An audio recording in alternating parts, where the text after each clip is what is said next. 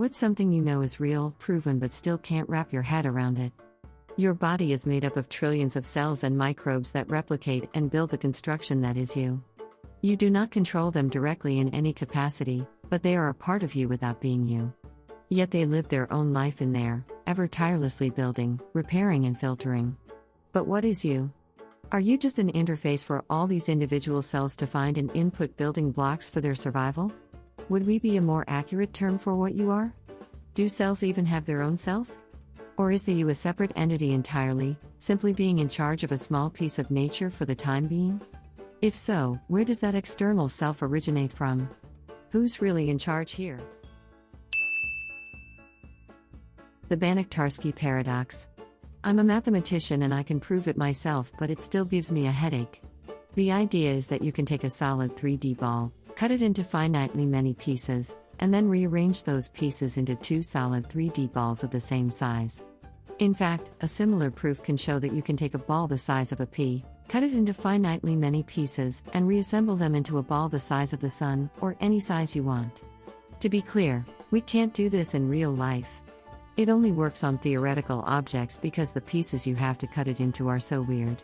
They can't be made in real life because matter is quantized. We can't break it down arbitrarily small because we're limited to atoms and elementary particles. The principle behind it is that some shapes are so weird that they aren't measurable, meaning you can't assign a total volume to them. This doesn't work in 2 dimensions. It's only in 3 dimensions and higher that measure theory gets quite this weird. Anyway, once you break down a measurable set into unmeasurable sets, you can rearrange them into a new measurable set that doesn't have the same measure as the original set. Note, in 3D, measure is often called volume. Again, no major implications for reality, but it's just a really crazy concept. The existence of cetaceans. I know whales, dolphins, and porpoises are real. I've seen and touched some, but they look and seem so fake. They don't make noise from their mouths. They have so many teeth but don't chew their food. Their teeth are basically meant as space weapons. They breathe air, but live in the ocean holding their breath for long amounts of time to the degree they sleep with half their brain so the other half can keep them alive. They feel like smooth firm rubber stretched over pure muscle like giant tires, but they still count as mammals. Even hippos chew their food. And they're so damn smart, but they don't do anything. I had to explain what I mean. Like, most smart mammals use tools, and while whales technically can use tools, they really don't. They just swim and exist, and just, why? Why are they? How are they? I know so much about them, and the more I learn, the less makes sense that they are not somehow fake.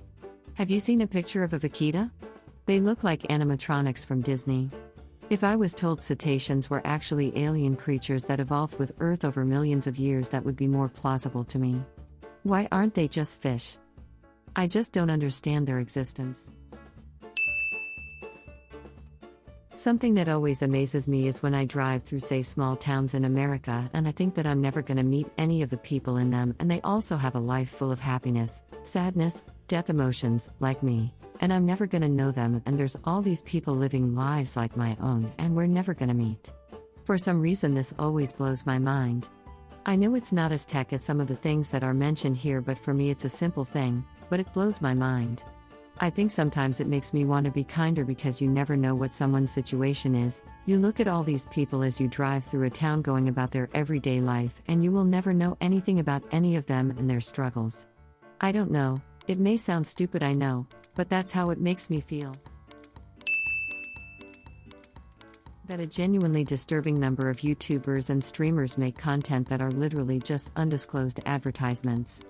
It's only something you'll really start to notice if you learn how to see through the matrix well enough, but you'll start to pick things out like patterns in content style and affiliations.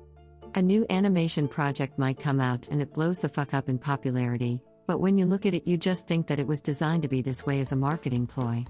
Weirdly, the pilot launches with its own merch line and tons of creators are jumping almost immediately, and at the exact same time, to sing its praises, touching on points that are basically like ad reads. It really puts into perspective how much of online content creation really is just about chasing the bag. Automobiles and the ice and the sheer number of them functioning correctly all at the same time. You're telling me that I can regularly walk out to my driveway and activate a complex moving machine box with hundreds of specialized components, all with slim tolerances, that essentially take explosive fossilized dinosaurs and reliably creates multiple moderately sized explosions, at the rate of multiple tens of times per second, harnesses the energy from these controlled, perfectly timed, reliable explosions, converts it to mechanical revolution to create forward or reverse motion, at a huge range of speeds, all while I'm inside of it, sitting between the fuel source and the explosion machine itself. And then on top of that, millions of other people are doing the exact same thing all around the planet? Bonus mind blown part: the only part of this machine that's in contact with the planet at any given time is some sections of rubber totaling approximately 100 square inches? Proven is up to speculation, but I 100% believe in ghosts and the paranormal. Not only have I experienced things while working in hospitals as a nurse's assistant, but I visited Waverly Hills Sanitarium, an old tuberculosis hospital outside of Louisville, where I had my first skeptic to believer moment. The tour guide asked for volunteers to stand at a distance from the group and invite spirits to interact with the volunteers. I was one of the volunteers. The only people remotely close to me were at least 100 feet away in front of me.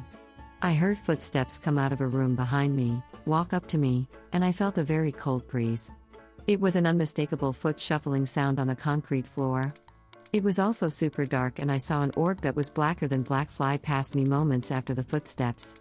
When I returned to my hotel after the tour and got in the shower, I noticed a scratch on my arm the exact size of a fingernail.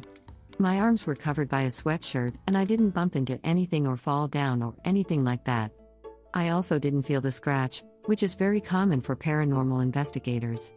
I also visited Zak Bagans' Haunted Museum in Las Vegas, and the basement is known to have had satanic rituals performed there.